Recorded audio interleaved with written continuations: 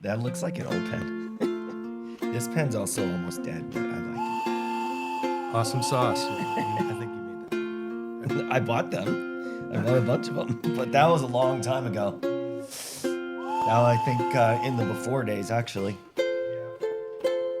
I wouldn't anticipate they're going to be very good pens at this point, especially since they weren't really built to be good pens in the first place. That is one thing about Arizona. Like you can literally leave a bag of chips open for like months. Yeah. And they'll never get stale. But like pens, Yeah. especially cheap pens. Sure. And at this office we always try to take the hotel pens.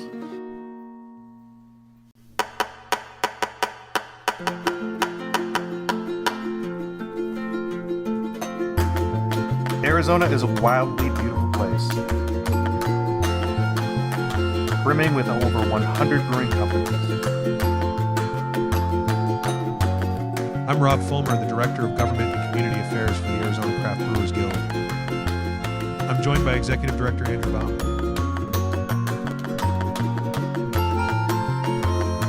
Together we cover the state, bringing you the best of what's happening at our breweries and beyond.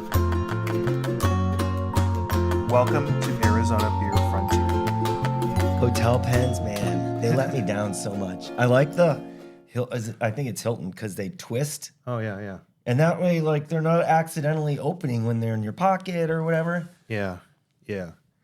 Those things die so I fast. think they started making them thinner to save money. Oh, Have I you love noticed that? I actually prefer that. So great. But you know what I should do is, like, take it apart, put a different pen part in. Yeah. Well, I have... But instead, on my minimalism journey, I've disposed of all of my pens except for a box of Sharpie S2 gel pens that Bonnie gave me, Maggie and Brady, for Christmas last year. She gave us each a box because we were saying how much we love them. And these, which are the ones that go with my little notebook guy. Oh, okay. So you can write and then erase. Oh, it erases. Oh, okay. Yeah, you just use water and it comes off. But now this is one of these. Okay, this is... It's called Rocketbook. And then you can scan this to... Yeah, and then you save it in the app. And it can do some optical character recognition, not with my handwriting, but most people. That's the key. And then, you erase it, and then you have a new notebook, and you don't have to have 10 notebooks around with stuff in it that you actually never look at. Right. You just take a picture, and you don't look at that. But it's there. It's somewhere. It is somewhere. It's not. So I got rid of the 10 notebooks I had. I got rid of the big ones because I have one of these that's big too. And I've had these for years. Huh. So I still didn't buy anything new. Yeah. So I know you were looking at all the tablet-y things, and you gave me one of them, and it just had too much going on. But that stands alone, and if you take a picture of it, syncs up with an app, I suppose, and yeah. On the big one, there's little icons on the bottom, and you check it off. It automatically files it wherever that is. Huh. If you do a double hashtag and then write something in between that names the file that. Right. Yeah, it's pretty great. I have a very tiny pen. Well, it's like that. It's not. It's when it comes with the packet when you fly internationally, with like your eye mask and lotion and all that stuff. And all that stuff is sponsored, it seems. But like, you really need the pen if you're still filling out your forms before you land. Although they're getting away from that, but like I have that little pen, and it's a cardboard tube, so it's not like a weapon. Well, I don't know if that was the intent. intent. I think it was people more on the plane with pens. You know how many ways you can kill someone with a pen? Okay, probably Jason one. Bourne. You just stab them with it, I guess. I mean, you can't write on them to death. Yeah. I mean, maybe you could. Yeah. That's pen talk. Yeah, there we are. I do need to start writing more because I noticed that I'm, losing my dexterity. You like, one of the things I tell people when they say, "Oh yeah, I want to be a beer judge," I'm like, you actually have to practice writing a lot in a short period of time. And like, I remember taking the test and my hand was just cramping up, and like, you actually need to practice writing as much as tasting and note taking and all that stuff. Which reminds me, we may go to that digital form of judging this year. Yeah. I just have to get the whole program put together in my spare time. Well, Cool. We're accelerating that program to a different time frame, is what I understand what you're saying. Yeah, I have a meeting next week to kind of establish a timeline, but the Arizona Craft Beer Awards is moving to August. Mm-hmm. Couple reasons. Phoenix Magazine wants to combo it up with their Best Fest, so it's when that Best of Phoenix issue comes out. Right. And you were mentioning, and I was also, it was in my head that beer fests by themselves are struggling. So they only had 5 people out of 700 that bought tickets for both of those events. So it's exposing the craft beer festival to a new audience, and it's exposing Best Fest and their participants to another new audience. So I think it's a win-win. The August thing is a little difficult for the logistics of getting the beer because it's not GABF drop-off time yet. It's a whole different track to get the beer. Right. I think that can be worked out with a few friendly helpers. But overall, I think it's a great idea. Plus, it's going to be inside. It's going to be at a time when October is so freaking busy. It sounded like a movie. At a time when October is so busy. At a time when October is so freaking busy. Move your event A man to in an August. organization changed beer tasting and judging.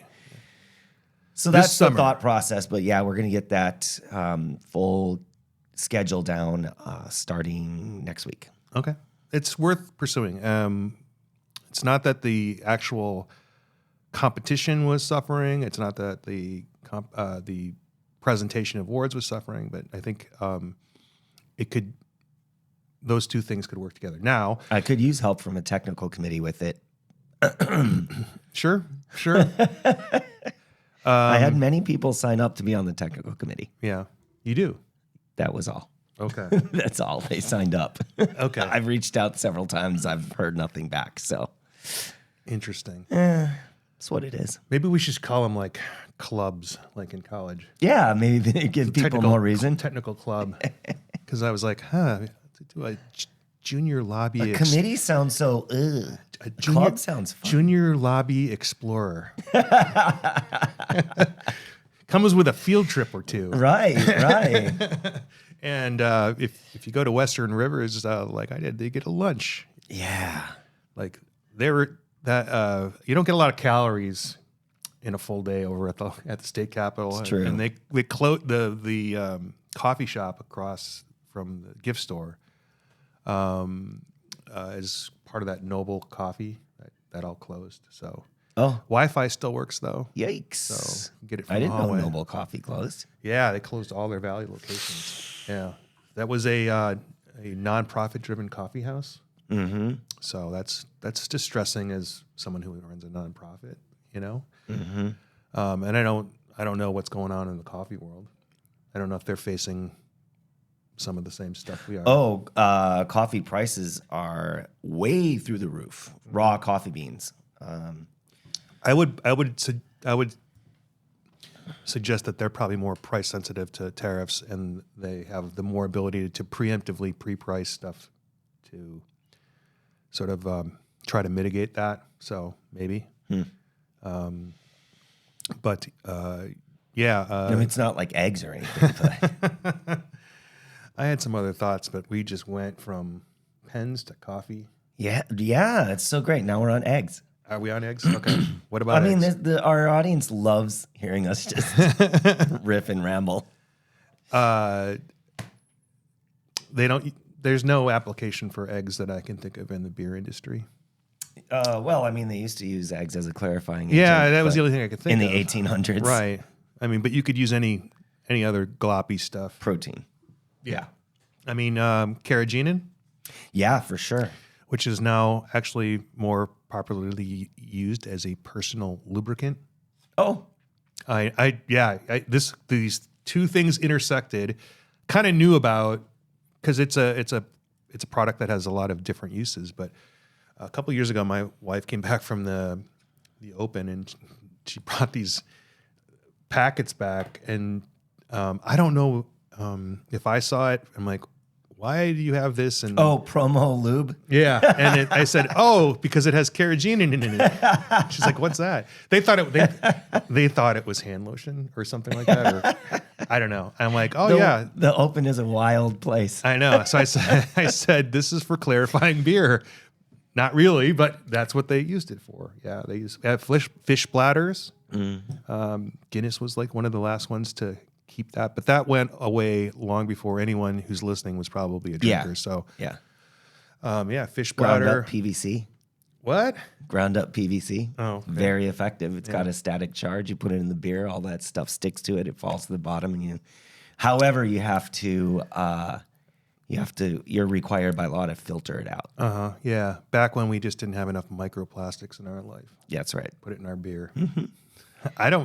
Who is using that? Anybody? No, not that I know of, but it was definitely in the science of beer. Huh. I had a funny story about finding a adult product and being like, what the hell is this, right? Yeah. So we were going somewhere, when the kids were little, we were going somewhere, and Bonnie was doing laundry, and there's a condom in the dryer. Yes. Everyone's stuff was in there. She's like, what the hell is this? And I go, it's not mine. I wouldn't, like, it was one of those novelty stupid ass condoms. Right. I was like, I'm no better than that. She's like, oh, we have to talk to the kids. So we got in the car and started driving, and they were trapped and they couldn't run away. So I tell the story to my friend Jeremy Jones, and he's like, oh, I slipped that in your pocket.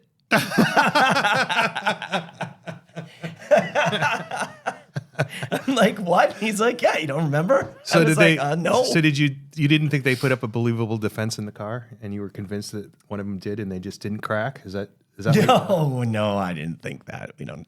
Who knows? I mean, it's good if they learn about that stuff early. But also, the important point was not whose is this. The important point was, don't use these. These in particular. Ask us. We'll get you good ones. Right. Oh, my God. Presumably you went to a truck stop. You got it out of a vending machine? No. No. Yeah. So anyways, that's my fun story for the listeners today. Yeah. Okay. And Rob. That is not on my list of what I'm talking about. No, I mean, today. I have a small list here. It's you want not a lot. to get into your stuff at all? Or are we going to just keep... Well, hey, I've been 100% just rocking on Arizona Strong Beer Fest again. I know I'm saying it again and again. Next week I'll say it again, and then after that I won't. Yeah. So lots of questions from consumers, from participants, from potential vendors, all kinds of stuff. Our team at Salt River Fields is doing so much work on making this a success, so just want to shout them out. Thank you, guys. And we have a couple new activations. We're going to do brewery swag baskets for people to put in a drawing. Okay. Let's use that word, drawing. Okay. Let's not use that R word. That's right. Potentially not good. So we're going to have a drawing for some swag baskets from breweries, and that's going to be cool. And we're also going to have a full pour tent. I don't know if we talked about that. A 20 by 20 tent. It's going to be fenced in. It's $7. It's going to be for a can of beer, a full can. So people can come into the event, chill. They have their samples, having a good time, but they really just want to sit down with their buddy they haven't seen in a while, and not have to get back in line and sit down and get back in line and move around. They can just go there, have a beer together, chill, and be in the shade for a little bit, and then go back to their regular event. Yeah. Should be nice. Looking at the weather, it looks like mid-70s. Oh, beautiful. Yeah, happy about that. Better get the misters out. Or the heaters. I don't know. The VIP event Friday pickup will be under covers anyway. It's going to be in the... rain or shine, no matter what on that. Not that it's going to happen. Yeah. So you can see the ball game. I mean, the players, they have to be in the elements. We can't prevent that. They follow those baseball rules. Maybe we could have people with umbrellas running around. It's not going to rain. What are you even talking about? No, I'm just My God. just suggesting that we can't be responsible for the baseball players. No, at all. I know. Especially out on those side practice fields where they're doing their pitching and hitting practice. Right. I don't have any idea about construction, road construction. I don't have any about any other infrastructural issues. No. But I would say that in times of infrastructural problems, the gathering points are usually large stadiums. Mm-hmm. So perfect. We're in good shape. Yeah. And then speaking of sports events, the Superb Owl is coming up this weekend. Got Waste Management Open, taking up people's time, energy, and everything on the news. Yeah. We've got the Superb Owl that Arizona Wilderness released today. Nice. It's a Vienna lager with lime, 4.2%. Pick some up for your party. So Mexican style. There you go. Or the German style that became the Mexican style because of all the German immigration into Mexico and Texas. Why not here? I don't know. Probably because we were losing breweries at that time to tuberculosis and Indian attacks and fire. Fire is a big thing that kills breweries. It is, yeah. In fact, that's why in Europe at a certain time you didn't brew at all during the summer because of the fire hazard. Wow. So that's why you have these seasonal beers. Martzens. Yeah. Oktoberfests. Anyway. Interesting. That's it. Superb Owl. That's what I got. Yeah. You can get your tickets for Arizona Strong Beer Fest at strongbeerfest.com. Great. I have a little strong beer news from Blast from the Past. Sweet.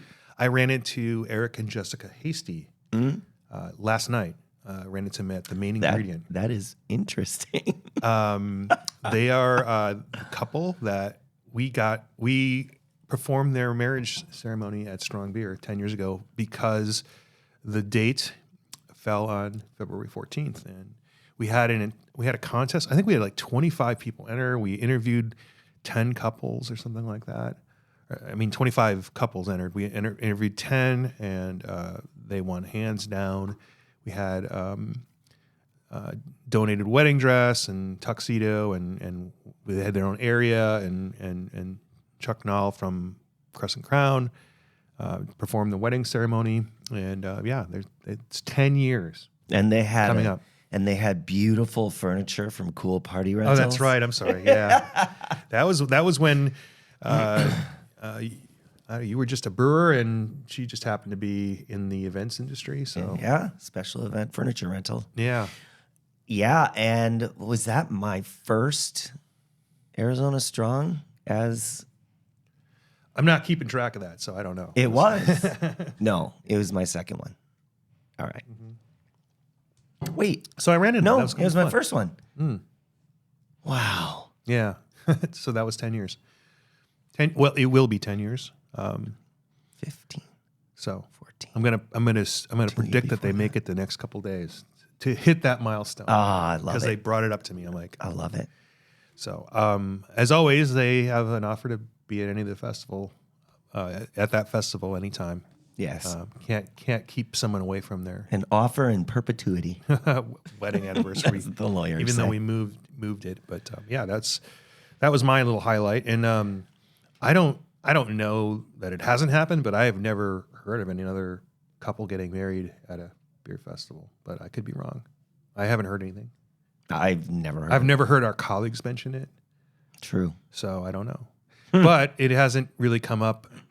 I don't know when the next Valentine's Day will be on a Saturday. It might be next year. Last year it was the 17th. This year it's the 15th. Next year it's the 14th, I believe. So it is coming depending on what the Superb Owl does. Because if it's right, they might say that's too soon for us to have our big game, and they might move it later.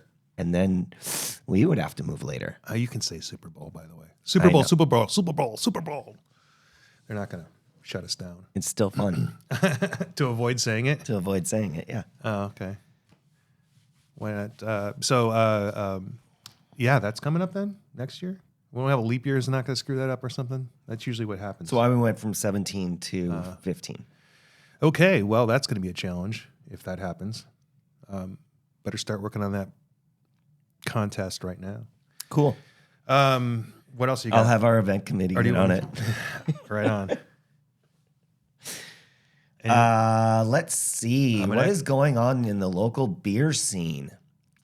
Well, if you don't have an immediate answer, I could switch to what I'm going to talk about a little bit. But Oh, yeah. No, I know that you spent the entire day at the legislature yesterday. I did. And the things that people should know is we have a official bill number for adult hemp beverages. It's 1556, a Senate bill.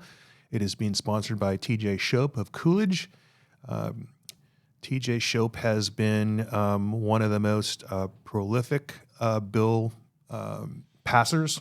I mean, if we're using that language or not, in his time. And he is the Senate president pro tem. So he runs a lot of the floor under the direction of the president.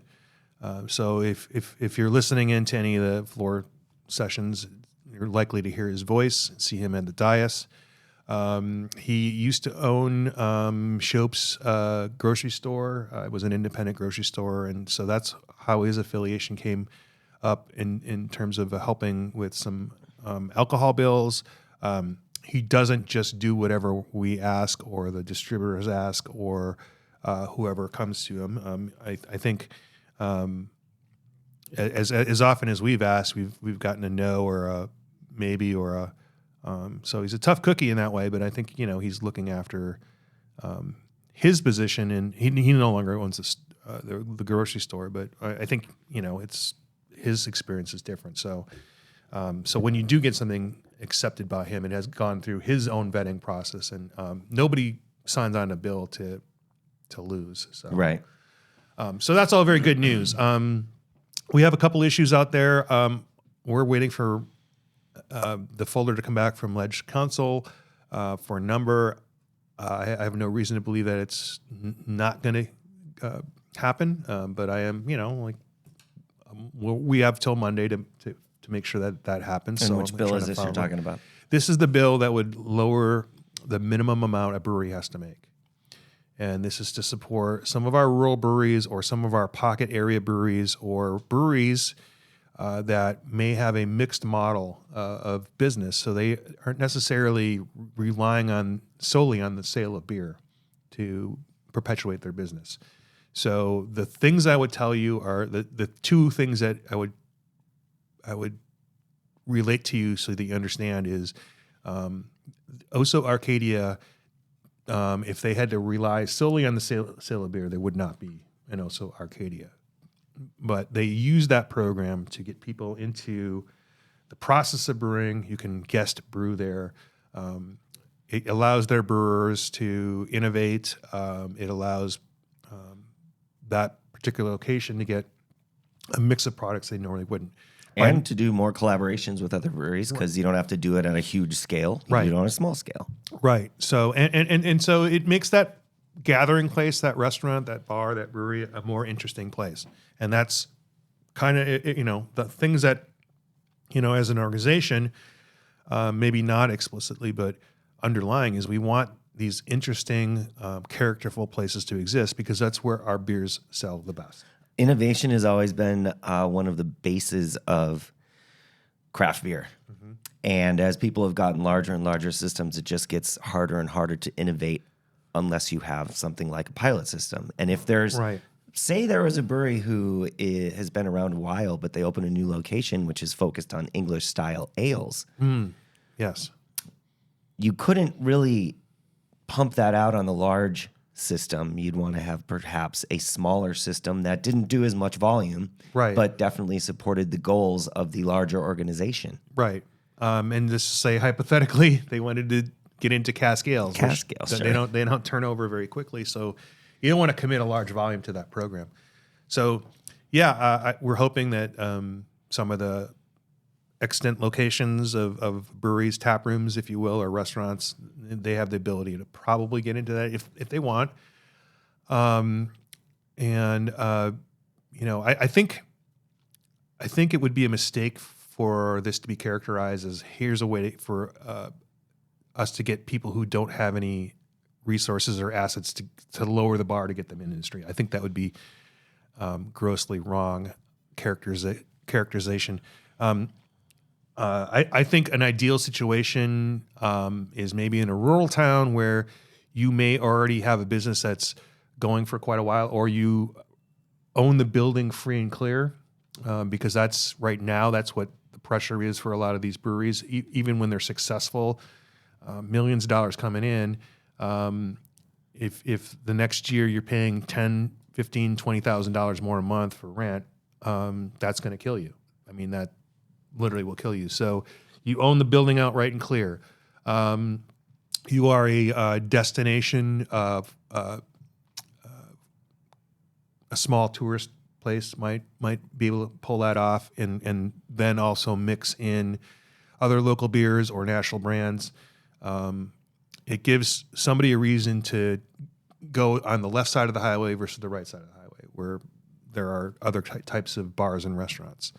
And to be fair to those other restaurants and bars, maybe it brings more people in because they're like, hey, we could go to Tucson, but we could go through Florence, take a little longer drive, and we can check out Florence. And check out this new brewery out in Florence. But that new brewery wouldn't exist if they had to make 5,000 gallons a year. I just want to underscore this is hypothetical. But hypothetically, if there was a brewery in downtown Florence, you also might want to check out the Irish bar that's there. It's a pretty good one.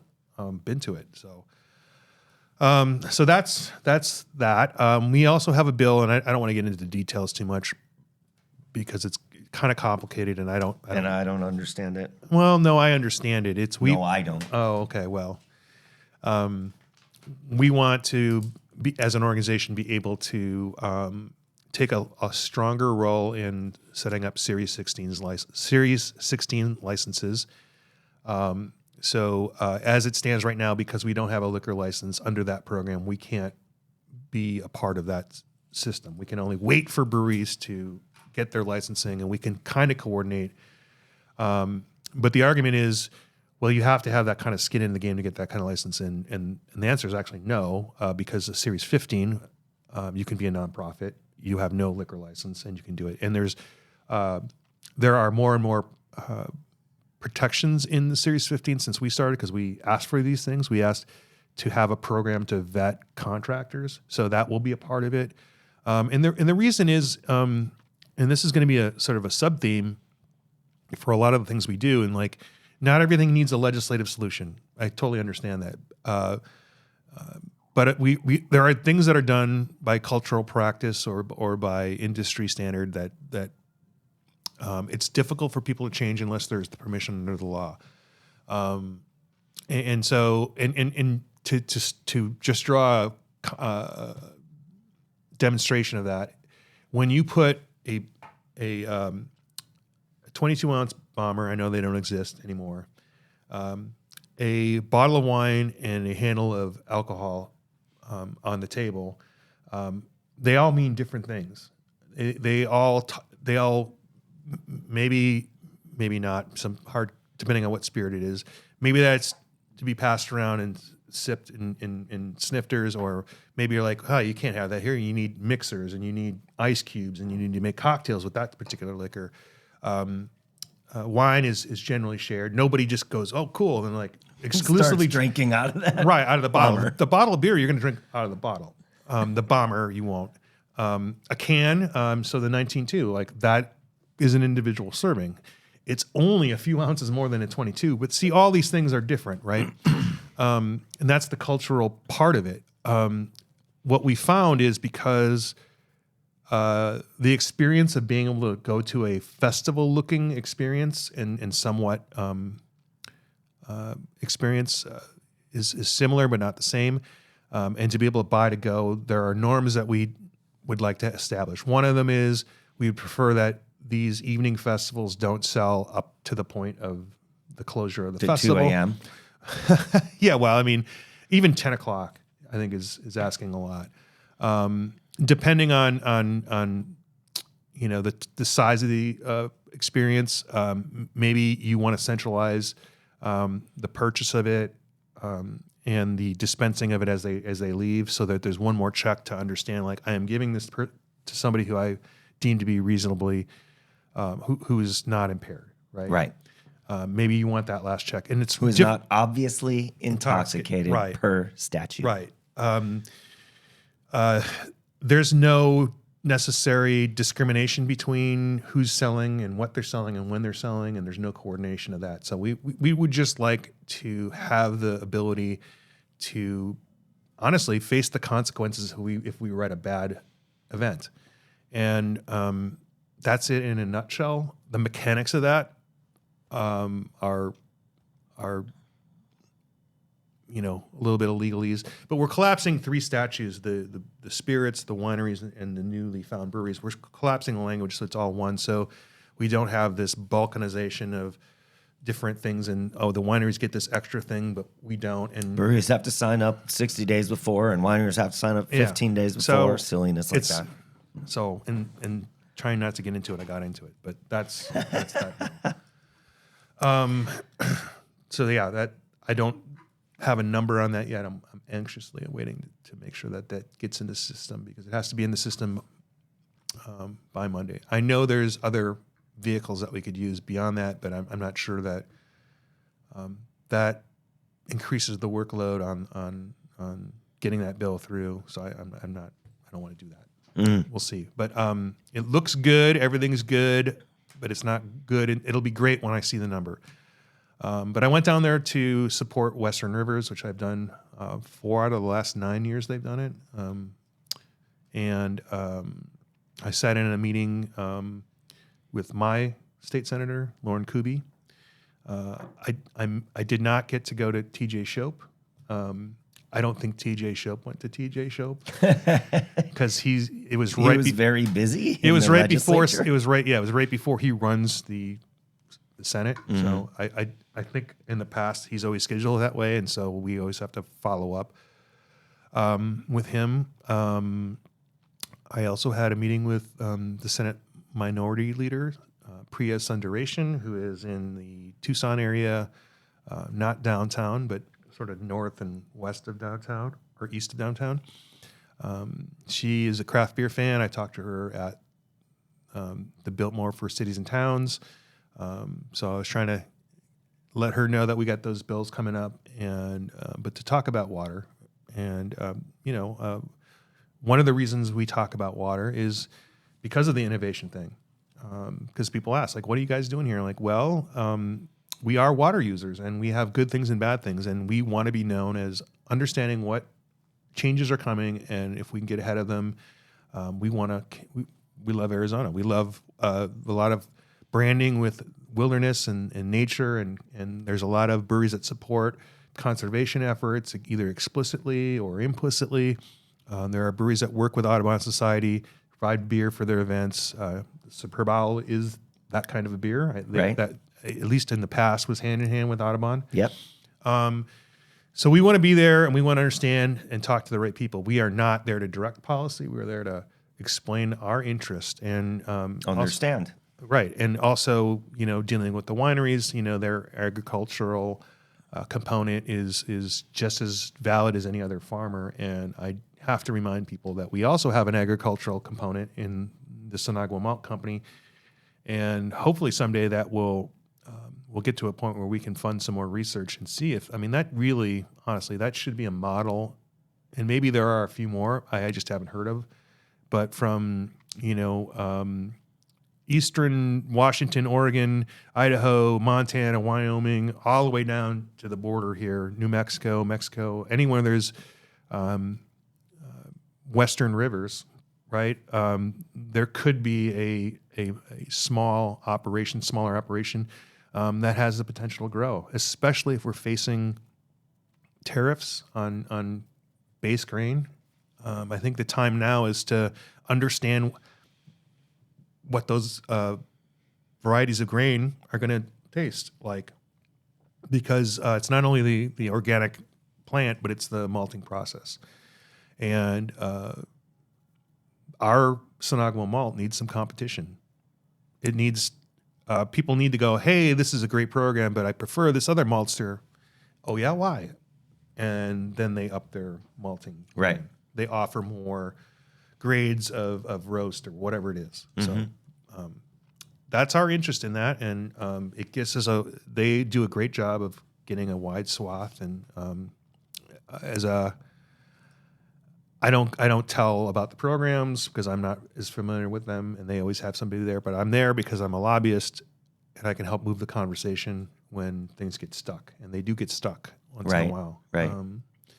There are a lot of people who see Audubon and automatically assume that they have a radical agenda, and it's not the case at all. I think at this point, we're waiting for someone to give up something so that we have a bill move forward so we can build on it again. Because a lot of these things haven't changed since the 80s.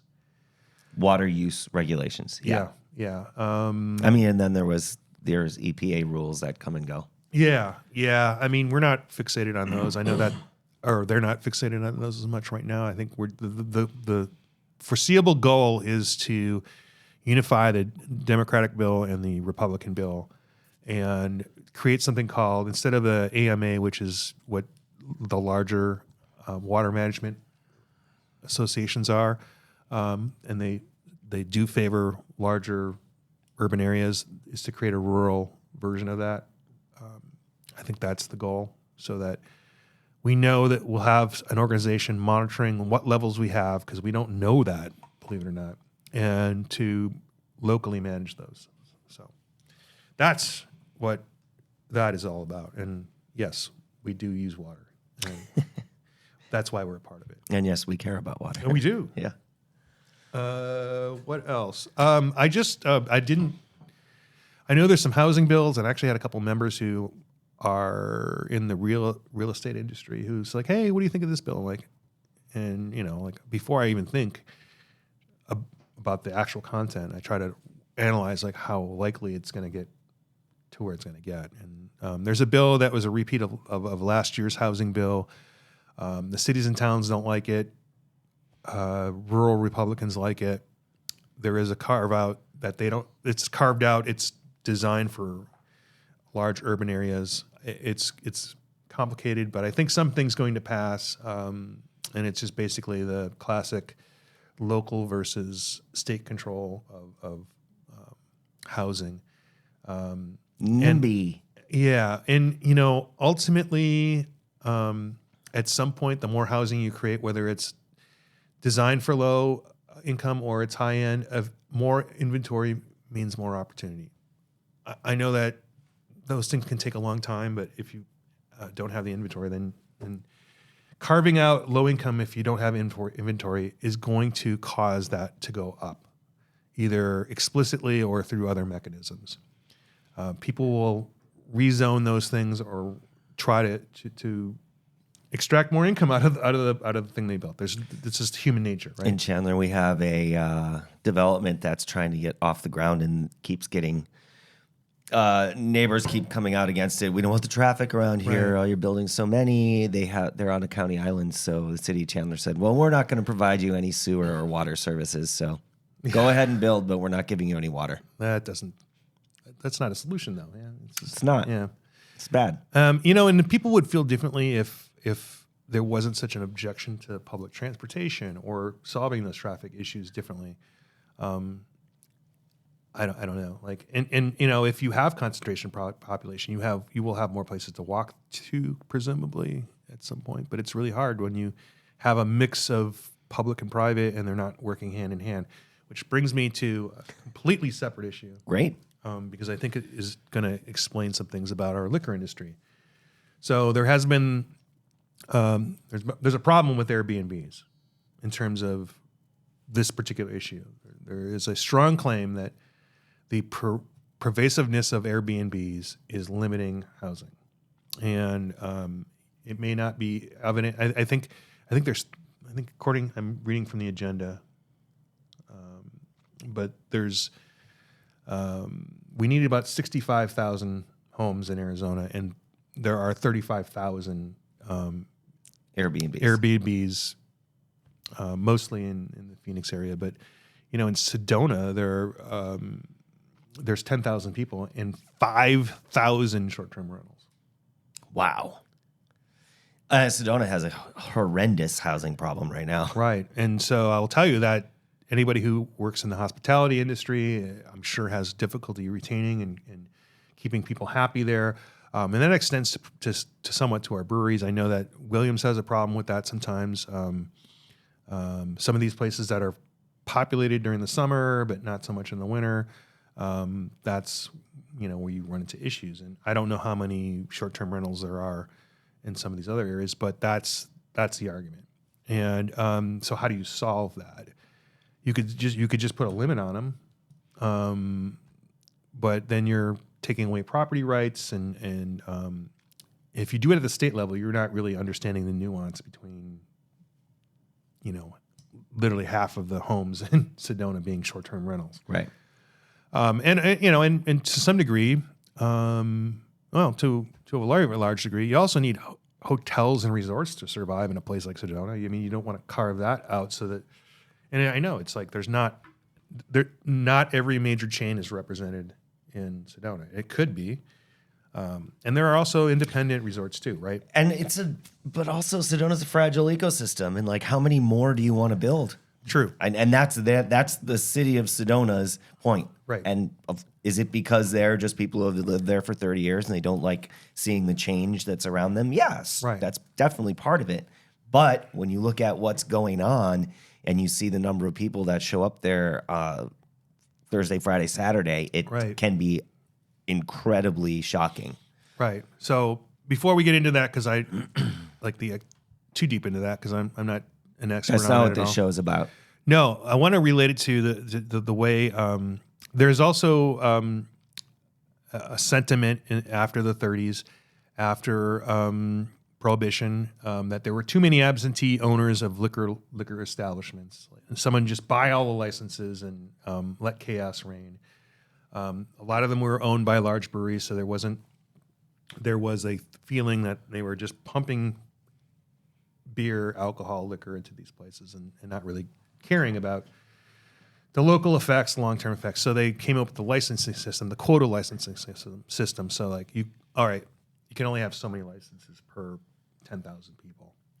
And that's what our quota license system is for. Number 6 license was beer, wine, and spirits, and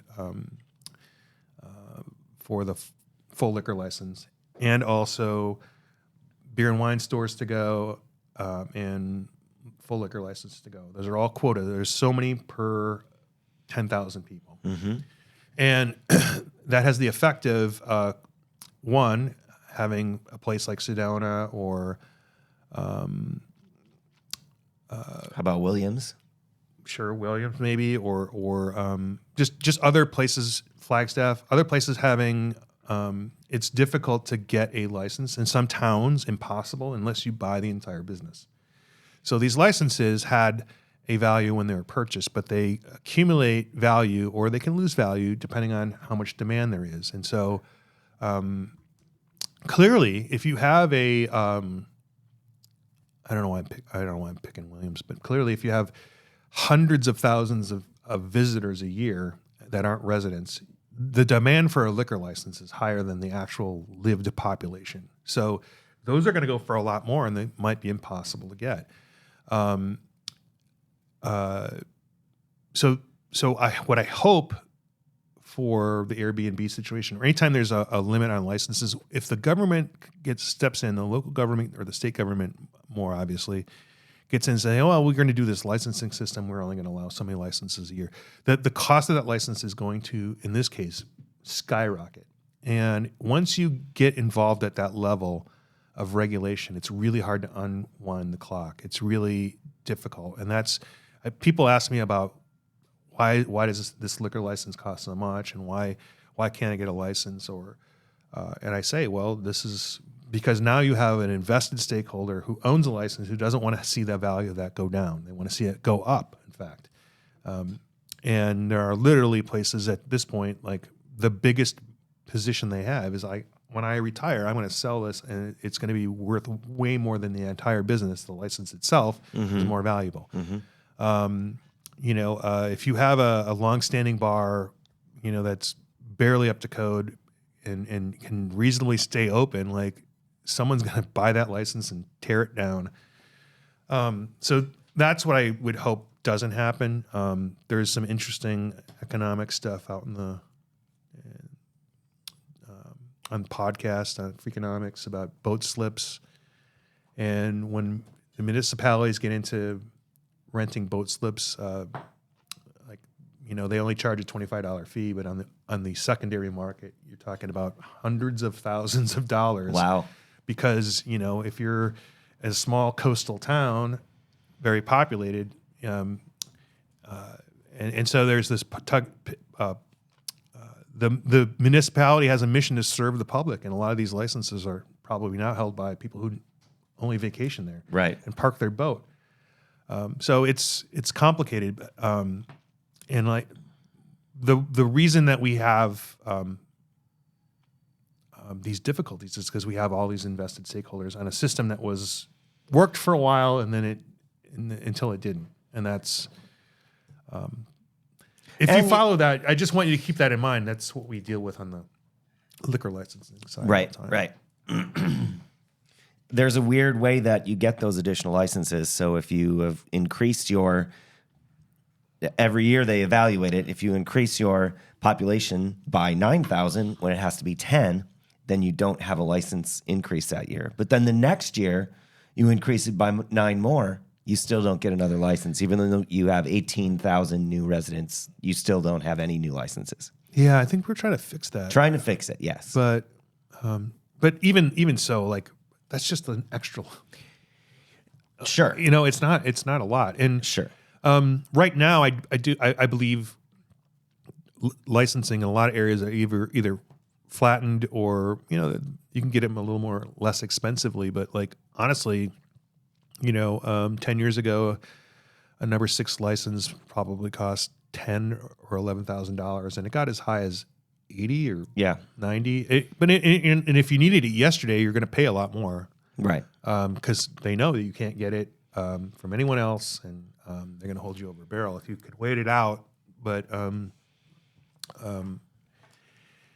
if you want to have a business with full service. I would recommend strongly getting that earlier than later. Even if it goes down, it signals to your customers that you're more than just the one thing. And it allows you so much flexibility. Wasn't always as flexible. Breweries could not do as much as they can do now. Right. Used to be that you could only serve beer. Your own beer. Brewed on the premise. Yeah. Yeah. So... what else have I got? I think that's it. Yeah. I mean, that was a pretty big mouthful. I'm sorry. They're good. It's cool. It's cool. That's why they listen. Trying to relate things going on in the world, things I see. And like, that is people said, oh, your job must be fun. I'm like, no. But like this understanding comes from sitting there and listening and talking to the right people. And, if anyone listening thinks I have it wrong, I'd love to talk to them about it because I want to be more informed about that kind of stuff. But drawing analogies from what's going on and understanding why common sense things don't always pass is a lot of this stuff. Is understanding where people's what they value and what their understanding of the issue is. Mm-hmm. Back to water. There's a lot of people who want the freedom to do whatever they want, even though they're not getting as much as some of the corporations that are coming in and drilling lower than them, because they want the option to be able to say, well, I might be able to sell to one of those guys.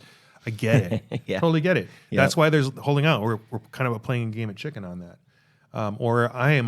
My setup is fine. Everything's fine. I've owned this. My family's owned this. We never had to have any restrictions, so therefore we should never have any restrictions. It's fine until it's not, and I think to just dig in and say we're not changing is going to be a problem. So, right. Hopefully, everyone listens to me and it's all kumbaya moving forward. We all kumbaya. Yeah. Well, Rob, we didn't have any beers. No, we did not. I have emergency. and you're drinking coffee. I am drinking coffee. It's 10:45. Sometimes the beer doesn't find you. It is 10:45 in the morning when we're recording this. It would not be unusual to have a beer, but I have some appointments with my mom this afternoon, and I hope to run into somebody later in the afternoon. Somebody's been in the industry a long time, who I won't say. I'll tell you later. Have a few beers with, catch up with, and I think we have a update call on the hemp bill with the hemp team this afternoon too. So I believe I'm going to be rolling over to Starfire Brewery to see if maybe that lemongrass is on tap now. Oh yeah, give me a heads up on that, or let me know if Yeah, I tasted it off the tank the other day. It was great. Oh yeah. He said that they were going to be putting it on. I'm just not sure if it's on yet. So Okay. All right. Well, if we have to drink it down to get to the next tap, hopefully it's not the same one as the 12% beer. It's okay. I'll figure it out. All right. Hey, thanks for listening. And it's not a beer podcast. It's a podcast about beer.